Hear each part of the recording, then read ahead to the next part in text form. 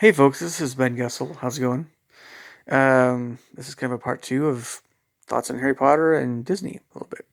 Little bit. I've mentioned things about Disney before, but I'm gonna kind of approach Disney, the subject of Disney as well as Harry Potter. It's where I'm going with some of this. And you'll see where I'm going again in here in a bit.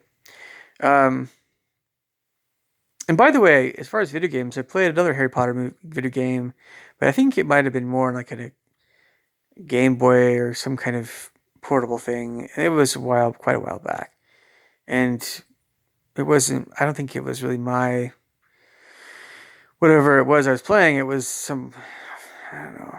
It just it was a while back, but anyway, quite a while back. Anyway, so um, with all the Harry Potter books, first one, in all the Potter universe and all this stuff. I mentioned I love Britain and I love magic.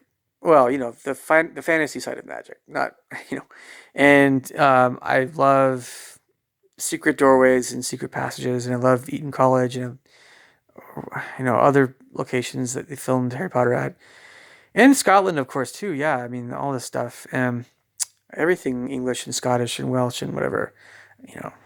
Yeah, absolutely. So absolutely, this is like very meaningful stuff for me. Always has been. Um, so, and by the way, regarding the different movies, if you want to hear what I thought about each one of them. The first one I thought was fine, great, good, and nice. Second one better, than the first. Definitely one of my favorites. Actually, was the second. The third one, yeah. The fourth one, um, better than the third, but still not as great as the first or second one. The second one was very good, in my opinion. And this is more the case, especially with the movies, but the books themselves, somewhat similar, in my feelings. They're all, but the book movies are really what I'm talking about more with these. Which ones are the good or okay or mediocre? The fifth one was a step up, still from the fourth. And as you could probably we're guessing, with Richard Harris playing Dumbledore, it seemed like in the first and second ones, you're kind of having an increasing kind of the movies were getting better, more anyway. And then they kind of took a pitfall with the third one, a lot of things changed, and everybody noticed that it was a different actor playing, Dumbledore because Richard Harris was dead, and so I know I'm not always the greatest at remembering these names, but I think it was Michael Gambon or something. It starts with a G. It was a great Albus Dumbledore. I thought he was amazing. He did just awesome. He did very well. His nice deep voice and everything. So love that actor. He's great. Anyway, so he's perfect for the role. So that was fine. That was fine. The choice of Dumbledore and everything. It was the third and fourth books were I don't know. Yeah, I don't know. Anyway, by the time we get to the fifth, it was getting better. The sixth and seventh, again, we're building momentum, and I like both of them. I know that of course they were done in two parts. At least the seventh one was, and a lot of, by the way, regarding the movies, a lot of what I thought was not as great in terms of certain immediate. Like I've mentioned this probably in other videos I've made. There were some really um, weird emotional uh, things going on, or just some sudden emotional changes that were a little bit hard to follow in the later movies in certain parts. In the fourth and the sixth and the seventh, maybe parts of the fifth or fourth, actually fourth and sixth. It's basically whenever Emma is is doing her thing as Hermione and she's being bossy. It's this bossy thing, or she's upset, and then she's not bossy or she's nicer, and it almost gives you the impression in the movies that she's a little bit um, she's very turns on a she's just very unpredictable, right? What she's I don't know. What am I trying to say here? she, she's not very pleasant to watch, but it's more. It's not necessarily Emma's fault. It's kind of just how sudden these scenes were, right? One after the other, and like she's yeah. It makes Hermione look a lot more moody than I think. Really, I think that J.K. Rowling kind of had in mind. I think J.K. Rowling had in mind to have Hermione be somewhat that way, but you get more of this um, more visceral kind of thing, or this. You feel like Hermione is kind of being a little bit more hard to handle. I suppose that's the best way of putting it. With the sections toward the end of the movies where there's some again that weird potential love triangle going on between Harry, Hermione, Ron that everybody is always noticing was always noticing in the books and movies. Um, I thought that Rupert played was the way he played Ron was quite good. I understood. I definitely understood what was going on and why it was going on, especially Ron Weasley's thing about not being Harry Potter and being the number two and all that stuff, and feeling isolated. It worked for me. For me, it worked. So Rupert's great. He's good. Radcliffe was fine. He did well as well. Again, I seem critical of Emma, and I want to be able to separate at least what I think of her feminist whatever from her role from her acting basically as Hermione. When I say this, and again, I'm not really blaming Emma totally. It's just what they did with cinematography or with the edits and stuff and the cuts and stuff, and making the movie the length it was and all this stuff. But she was just trying to put a lot of spirit in her Hermione and her role, and that was fine, all fine and good. But people just who acts that way. I mean, like unless somebody has some emotional issues and things, or I don't know, schizophrenia or like bipolar disorder or something. Unless somebody has some real serious mood swings, um, people just don't act that way. The way that Hermione acts in real life so much. I mean, if they're really upset about something, they'll be really upset about something and might be stewing in someone for a while, whether it's guy or girl, and they explode, and it can be shocking how intense people can be when they explode. Or it can be something where if it is something somebody just turns on a dime, they're going from happy to angry. Boom! It can be surprising, a little shocking. But so I suppose the thing I didn't get about Emma at times, or the thing I didn't get about Hermione, or whatever, the way she played Hermione, was I'm gonna take the Yule Ball for a sec here. Um, and it's always confusing for guys in general trying to understand women and what that whole thing. I'm just gonna say it's one of the top five most confusing things for a lot of guys in general in this life. Anyway, this whole subject, and so the subject itself is just it's just rife. Either way, it's rife with confusion and misunderstandings in our real lives and in fiction. And J.K. Rowling understood this very well, and she that's the reason why this whole thing is the way it is. As it was, Hermione in these stories wanted to be asked out to this dance by like Ron or heck Harry even, but Harry and Ron had other thoughts. They're like Hermione's. Oh, we'll take her for granted. She's always gonna be our friend. She's always, she's just awesome, special. But no, we have to. We got that one in the bag. Let's look at some other girls. That we, that was kind of the train of thought, more or less. Hermione, of course, still did want to be asked out by one of the two, probably even especially Ron. But so yeah, that's already right then and there the big thing going on that was potentially explosive and emotional for Hermione. And then, of course, Victor asked out Hermione to dance, Victor Crumb, and she was happy to go with Victor, but she was not happy with Ron. And then I can't really remember what happened with Harry and Ron. I think they were just nervous about asking girls in general out, and they eventually ended up going with those East Indian girls, right? In the story, characters that weren't really a big part of the Harry Potter thing, but they were still. I can't really remember what their names were offhand. I just know they're Indian girls, and they're very nice and whatever. But they also weren't really especially into Harry or Ron.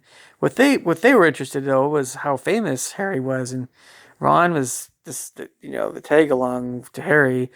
So they were in it for the prestige of being asked out by at least Harry Potter to the dance, but they weren't really into those guys so much romantically. So when they were asked by other guys to dance and they were okay with that, Harry and Ron were like, whatever. And it's just a dance. So then Ron was getting more and more upset with Victor's, whatever, flirting with Hermione. And I kind of saw that whole thing in a way when I was reading this and I was watching the movies when I was younger. I kind of saw this whole thing as being one. I knew on some level what was going. I knew what was going on.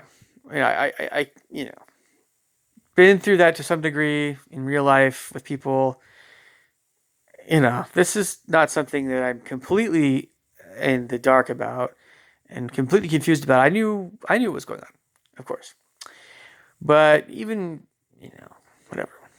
Even though I understand all this stuff even better, now, but still, it's always confusing in real life. And so even though I understood what was going on and how awkward and embarrassing and whatever it can be, the other part of this for me was that this whole thing was very annoying because in my own life, this sort of thing has not really gone to plan. I've really, it's been hard to go through these sorts of things. Extremely hard. Extremely hard. So emotionally, I wasn't really digging it. And I've always hated dances myself this way. And I hate this kind of drama in my life. I just hate it. I hate it. I hate it with a passion. And yeah, I just hate it. No matter how much girls might like it, I don't. So some girls, and I just no, I just no, you know, just no. But I understand it. I just think if someone really likes you, you shouldn't have to do this crazy nonsense to prove that you like them. It doesn't need to be that way in life. And if someone does think you need to do some crazy nonsense and some addled, confused, whatever, it's just no. I mean, more apt to be interested in women that don't want to put you through that crap.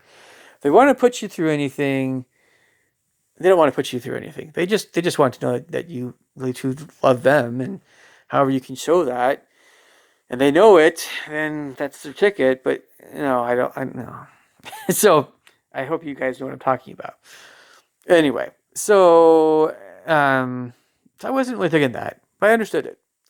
And then, so this is the main thing. After the dance, it was how Hermione talked to Ron and Harry, and they were trying to explain something about Ron was upset with how Victor was with Hermione, but obviously they didn't do anything really intimate, sort of thing. Um, you know, but as far as I remember this, so then Hermione just blew up at Ron and kind of Harry too, If you wanted to go with me, you should have asked me to the dance. And da, da, da, da, da. We're like kids. So of course Emma did a fine job acting in this regard. The part that gets me though is that okay, in real life, when somebody really likes you, they can be very upset with you, but they're probably going to be um, maybe a little bit more apt to burst into tears more and be more emotional if they were really truly hurt about something, or they could ignore you or shun you, or they can certainly run off and do the Disney thing. By Disney thing, I think you guys are talking about too. Oh, run away! Yeah, the things we tease Disney movies about. When something doesn't go so well for a character and they're hurt, or it's not just Disney, it's a lot of sitcoms from the 80s, 90s. Some of yeah, I think you guys know what I'm talking about. But run away and cry, you know. Okay, so yeah, it's just the way that people act when they're truly upset about something. They'll do that, but they'll sometimes kind of just be an emotional wreck. They really will show some real strong emotion, and we can't be too hard on again these guys when they're younger. Emma and Ron, no, Rupert and Daniel, because they were teenagers, man. Like, sheesh, like they try to take it easy on their acting chops when they're younger. I get that. It's just that what came off in the movies was you felt Hermione's wrath toward Ron and Harry, but especially Ron, and um, you felt more the wrath. You felt more the awkwardness, the embarrassment, the you know. But you didn't feel the. You kind of felt like they were being like emotionally slapped by Hermione. It was more of a rebuke, and it was the way it was done in the movies, and it should have been more emotional. But I'm a little bit more critical of the feeling that I had that it was very rushed. It was a very rushed scene. Now, J.K. Rowling maybe also didn't want to get super gushy about this sort of thing. Maybe she wanted to be more of a teen drama thing, and she wanted it to be more awkward rather than super emotional and romantic. Because we're talking about these, teen romances and things that maybe, yeah, she just didn't want to get super emotional about it all. So that's also what Rowling, I think, had in mind, was to have it a little bit more awkward rather than something super. But even teenagers in real life, when this happens, a lot of them do get more, choked up and emotional. If they really wanted to go with the person that they were really truly more in love with, they didn't always say they were in love with. But no, I think teenagers really do get more choked up about this stuff in real life. They don't want to, they can be upset, but the kind of person that just kind of just goes, you know, just kind of does this backhanded thing, that's something that's more of, that's a real, you know, maybe it felt like, something that someone's trying to one up someone else or trying to get back at someone, something kind of vengeful. It's a vengeful thing to do, right? It's a vengeful, angry thing to do, and you don't, if someone that you really care about, you don't really want to do that, or it hurts you when you act that way, and so that's why you feel terrible about that kind of thing, and you apologize, but it's just that's why the scene didn't work for me. I've always felt like the teenagers that I wanted to spend more time with when I was younger, the kinds of relationships I wanted, and all that developed over, but you know, yeah, the whole, I guess you could say, even as a 20 something seeing this for the first time, I if you wanted a scene to be more romantic, even in a teenage romance kind of thing, then you know you should have more emotional conversations on some level. It should be emotional on some level. It's not just, how dare you? Oh, this is how you treat a lady. And shame, shame. And, turn your back and go up the stairs in your pink dress or whatever and, you know, backhand the guys. You know, who wants to see that stuff? I mean, like, yeah, that's a very teen thing. It's like you're hurt and you're not sure what to say. You're trying to hold yourself up to some kind of. You don't want to get super emotional. You don't want to lose it at the dance. You want to lose. Hermione went up to her room and she cried. We know she lost it in her room. She didn't want to show it there. We know why. You don't want to. It's like a composure thing, right? You don't want to lose your composure. But, but, what we were all wanting, I think, and this is some of it.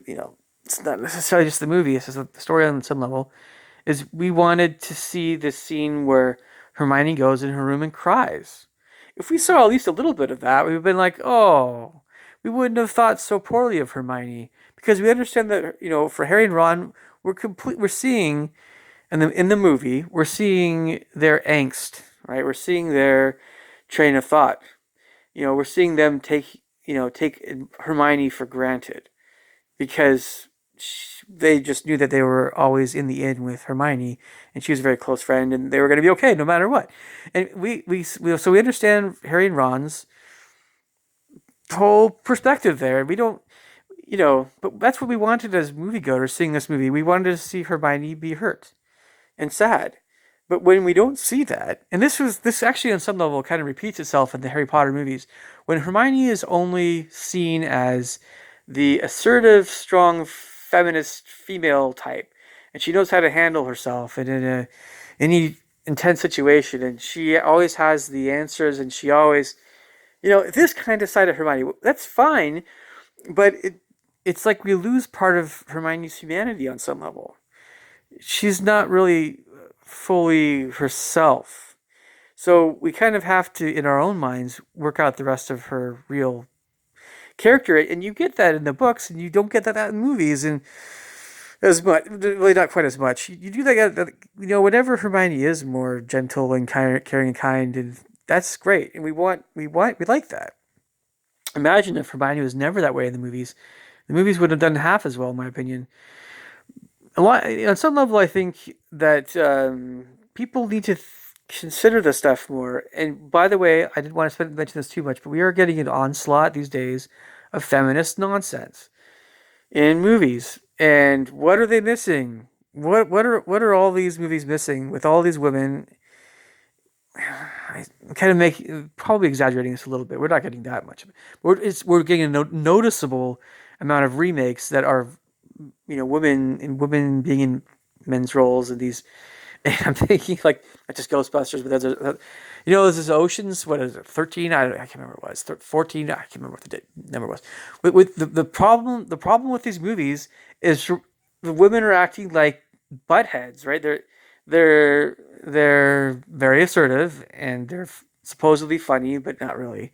But they're trying to be macho jocks, right? They're trying to be more manly. They're trying to be goofy, and they're trying to be not heartfelt. They're not feminine. They're not caring and sweet. They're tough, and they're I guess you want to say sexy, whatever.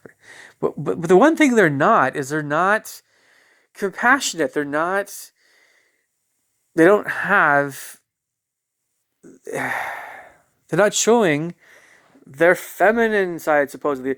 They're not really showing a lot of humanity or compassion or mercy or love or kindness or sweetness or gentleness or a lot of things that we love about women. They're not showing, and so we know why they're doing this because they're saying women are just as good as men. We can do what you guys do. It's the whole feminist thing, right? On some level, I'm like, okay, let's see what you can do. But then, which one of these movies has done well? Like, nobody wants to see this stuff.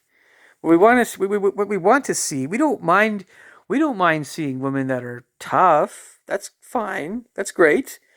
What we do mind though is we do mind when you have women that are trying to play humorous roles that are one not humorous, two they're acting like bitchs. They're just they're like who wants to see that kind of crap? You're expecting women to be more fun to watch in these roles, or fun, or funny, or I don't know, kick some major butt. Maybe like what was it from Aliens? Just Jamie Lee Curtis, or when she was an alien, she was like, yeah. Was it Jamie Lee Curtis? I always get these two mixed up. Oh yeah, it's Weaver. Oh, what's her name? I get these two actresses mixed up all the time. Anyway, I think you guys know what I'm talking about. The woman in Alien, she kicked major butt, right? And it worked because we could see her fear. We could see her all her emotions that she was going through. It worked because we could see the emotion. When you can't see emotion, it's not as believable. It's not as fun. It's not who just yeah. It's more meaningless. It's meaningless. When Trinity, the lady that played Trinity, was it Kate Moss or whatever? When she played Trinity, and she was a real tough cookie, right? Maybe that's more of a term used for older women. I don't know. When she was playing Trinity, she was plenty tough, very gutsy, very brave, and she was no, she was just as tough as Neo and Morpheus, right? She was right up there with everybody. Everything that they could do, she was right there with them. And that's the way it worked because right off the bat, you know that Trinity was that way. She was very gutsy. She's very brave and decisive and all this stuff. We didn't mind that at all. It was just because we knew that was part of her personality. But we also saw, Kate Moss showed this with Trinity. We also saw Trinity's vulnerable sides and her emotions and her fears and her everything, and you know, yeah, that's why it worked. That's why we're like, I love the Matrix, right? And you can just keep going through all these movies with any actresses doing whatever, and whenever a movie's worked really well, it's because the actors and actresses put the real emotional stuff in their roles, and wherever they can find it, and it's there, and when it's not there, it's just not there. So getting back to Harry Potter now, I know it's a little bit of a tangent, but you guys know where I'm going with this. So you can't really blame teenagers so much for this stuff because they're teenagers still acting in these roles. But um, it's just whenever a character is one-sided, it just doesn't work so well. You can make a kids movie, which I don't always like it when you make movies specifically for kids, and yeah, but we know there's a difference when you're talking about a movie that you have very simple personalities, they're very childlike, and that's maybe a little different deal than we're talking about here. But anyway, sorry. Okay, I might have to make a part three, but because there's more going on in my thoughts here. But basically, to sum up all this stuff I'm talking about here, we all knew that scene in the Yule Ball, or not Yule Ball, the you know the big dance in Harry Potter 4. We all knew that there was something going on with that just was just always irking us. And a few other moments in I think 6 or 7 where they're fighting all the Horcruxes, right? Where you had immediate emotional changes on Hermione's part, and it's not necessarily Emma's fault, and it's just the suddenness of the change of emotion. And we know in real life that when people do that, there's usually something going on. It might be a psychological thing, or it might be like just a moodiness thing. That was just a real going through some strong emotions. And they keep it well headed until they burst. Um, but it's just not something that is normal. Shouldn't be seen as normal, right? Unless someone again has some very serious mood swings. So, okay, more on all this stuff here in just a bit. You guys leave me the thoughts and comments below. Take care. Bye.